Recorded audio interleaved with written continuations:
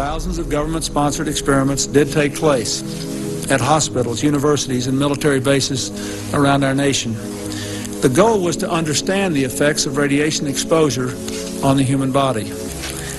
Americans were kept in the dark about the effects of what was being done to them. The deception extended beyond the test subjects themselves to encompass their families and the American people as a whole. For these experiments were kept secret, and they were shrouded not for a compelling reason of national security, but for the simple fear of embarrassment, and that was wrong. So today, on behalf of another generation of American leaders and another generation of American citizens, the United States of America offers a sincere apology to those of our citizens who were subjected to these experiments.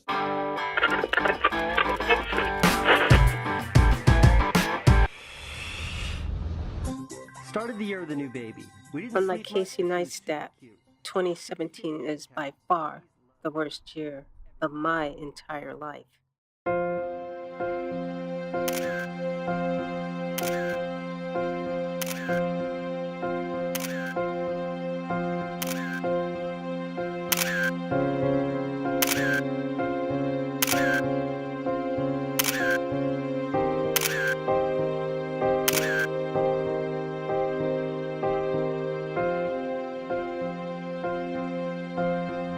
My name is Cynthia Green, and I am a targeted individual. I've been able to connect the dots as to what's been going on with my life ever since I was medically separated from my employer. I've had nothing but a string of misfortunes. It wasn't until I came across a woman by the name of Catherine Horton, who I believe she did a very good job in outlining what is going on and what we were being exposed to as targeted individuals. And it could be anywhere from directed energy weapons to gang stalking. But I wish it were just gang stalking, because the directed energy weapons really mutilate your body from the inside. And so to my sister, who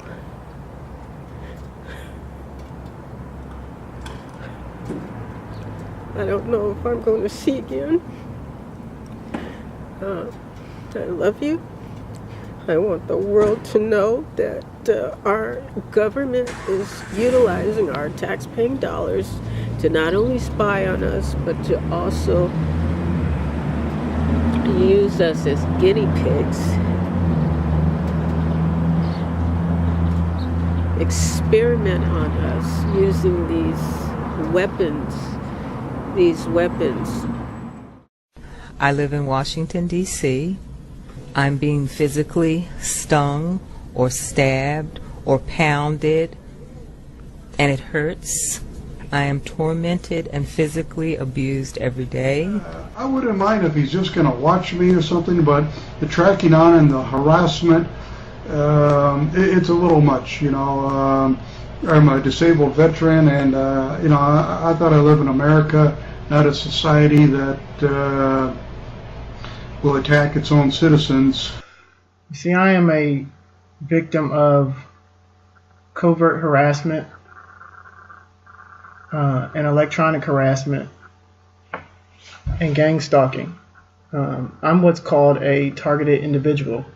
And somehow we've ended up on this ungodly, evil list of people who have their lives literally destroyed on a day-to-day basis. What do you think about those people that don't buy your story? Does that not bother you?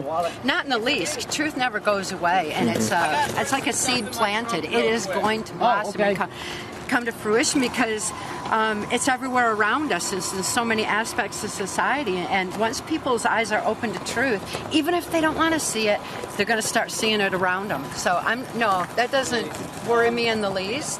It's not important that they know my truth. It's important that they know their own, and everybody's on their own learning path. They're going to get the truth.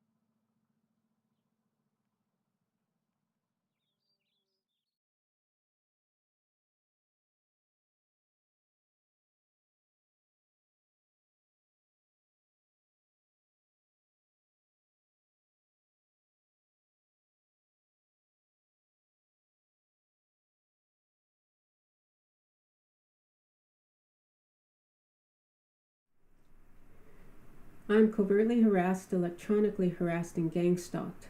I'm what is known as a targeted individual.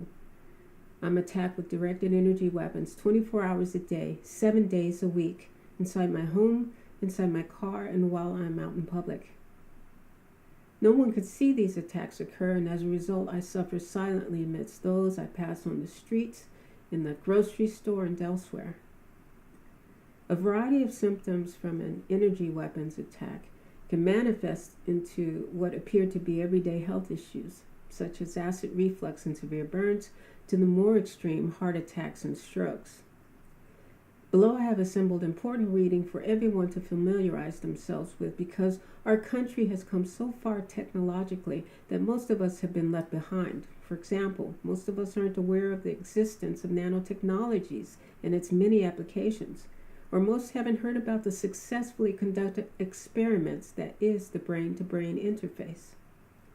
It is for this reason I stress the importance of beginning the process of educating yourselves, because if you are neither covertly or electronically harassed or gangstalked, if this technology isn't touching you or someone you know, I guarantee it will eventually, unless Americans take a united stand against these crimes against humanity, unless collectively we do something to end these programs targeting innocent citizens.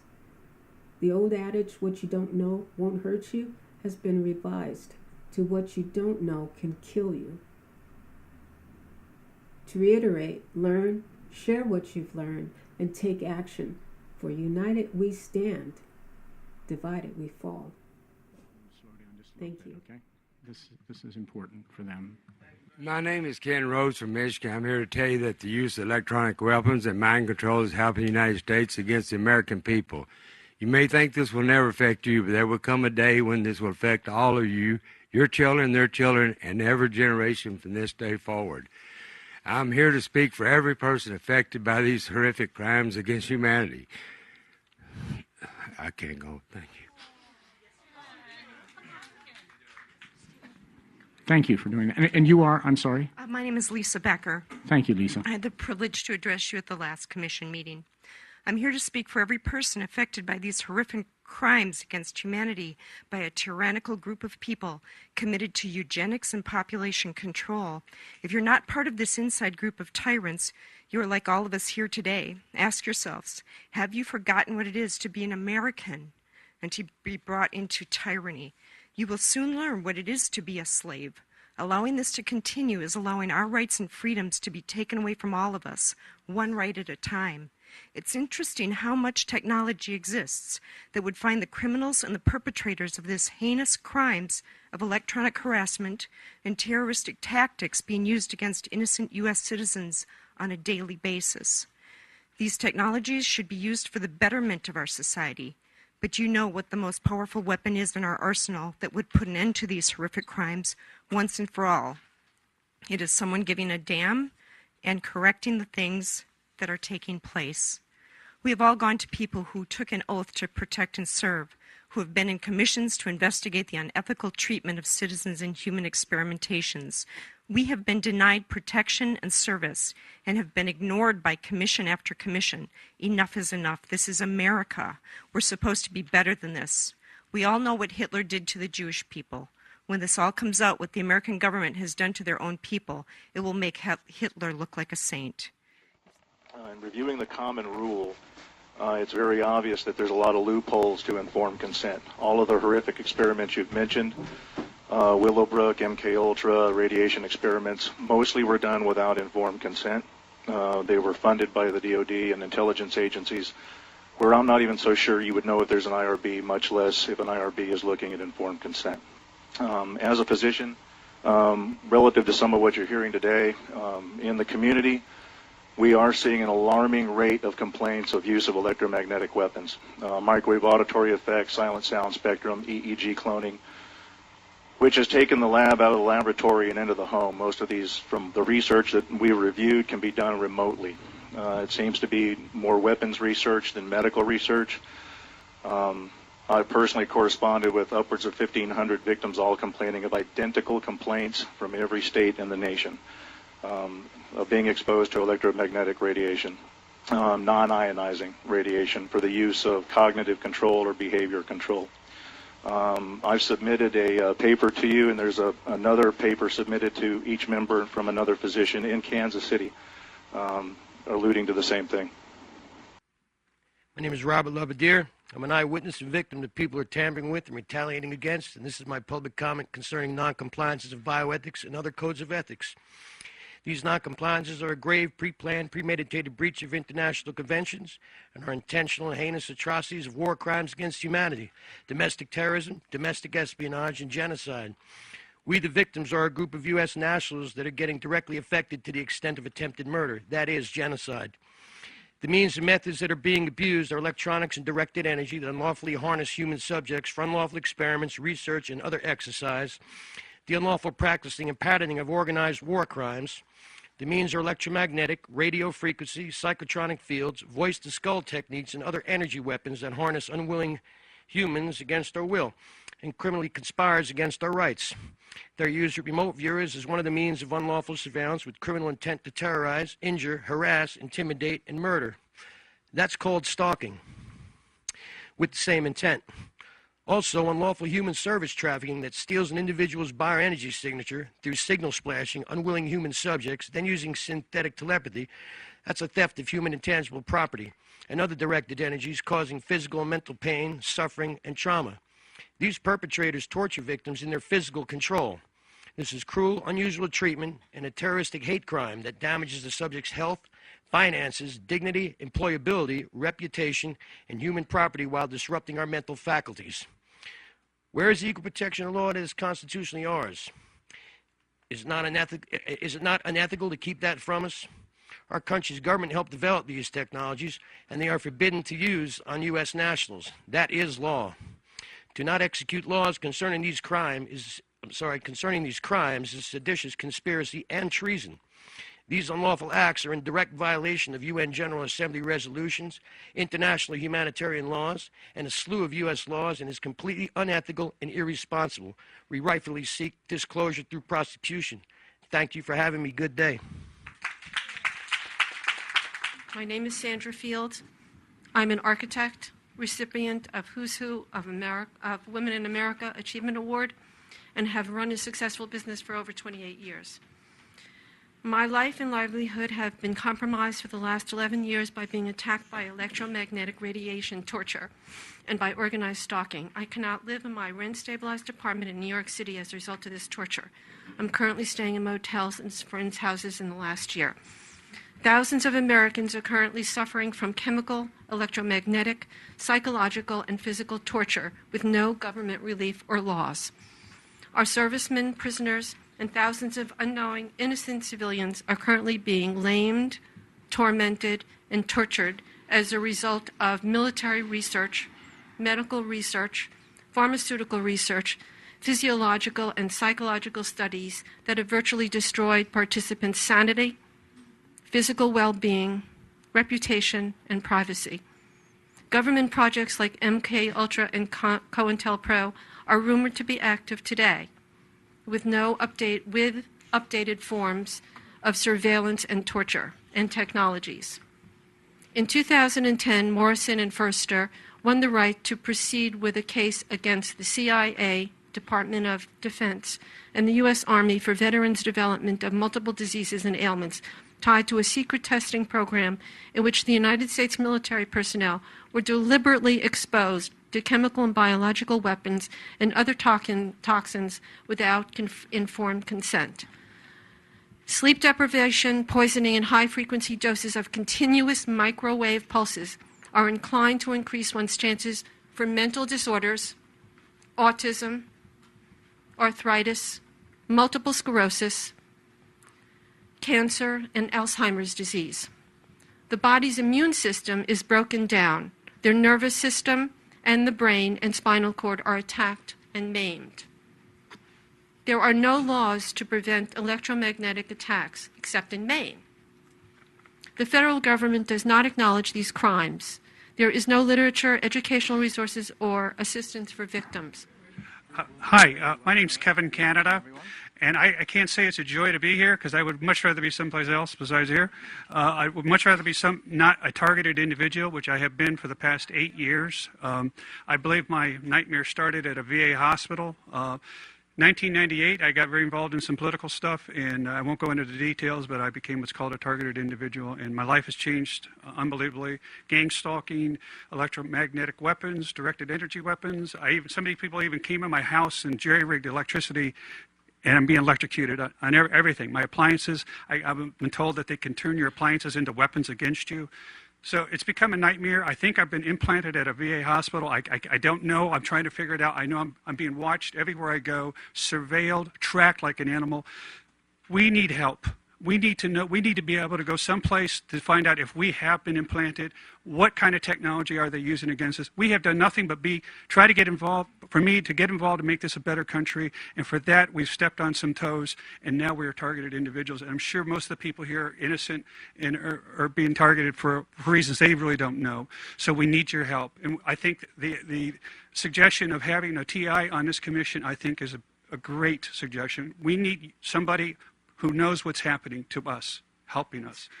I'm another person who's being used for non-consensual human experimentation. The Stanford Research Institute, Lockheed Martin, and UC Berkeley are the criminal organizations and university that are involved in this. I can't speak publicly. Anyway, there are no ethics, there's no morality, rules, regulations. They're able to sidestep an IRB, an institutional review board, for God's sakes. I mean, there's a lot going on you people don't know about. You know nothing, and it's coming your way, you know? These nanotechnology institutes that are attached to national laboratories, UC Berkeley has its own molecular foundry. You need to look into this stuff, because it's going mainstream. It's not just us.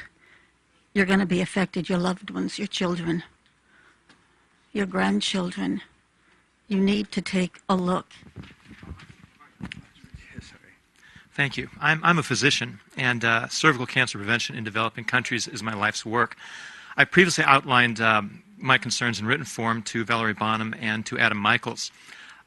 My concerns are regarding ongoing studies of cervical cancer prevention currently being conducted in India. These studies include scientifically gratuitous control groups of unscreened women, and it includes scientifically gratuitous measurements of cervical cancer death rates among over 100,000 Indian women who are not being provided with any cervical cancer prevention services at all. These studies have been funded continuously since 1997 by the NCI and by the Bill and Melinda Gates Foundation. I'd like to offer a testable hypothesis that if these studies had been reviewed by any one of this afternoon's panelists, they'd be found, without exception, to be unethical by each of the panelists. My name is Leslie Crawford. I'm here from the state of Michigan. I wanted to speak about biotechnology applications being utilized on my person. I have medical reports showing eye damage being done to my eyes. My eyes does not have a mirror image. I also have nano wiring inside my eyes. I have pictures of the actual implants from the eye doctor. Once enlarging the nano implants, you will see a copy of the actual particles in my eyes. I have CAT scans, MRIs, and PETs showing wiring, nano wiring in my head. This is my brain. It's straight from the right side to the left side of my head. All my family received while we moved to Bay Area, California, and settled right next to the Stanford Research, including my children.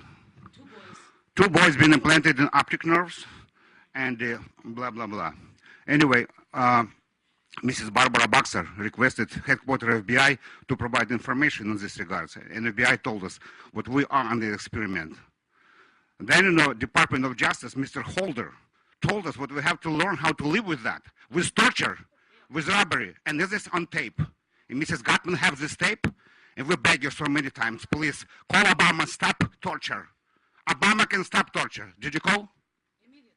Did you call Obama? We're asking you, stop torture. Physical torture, please.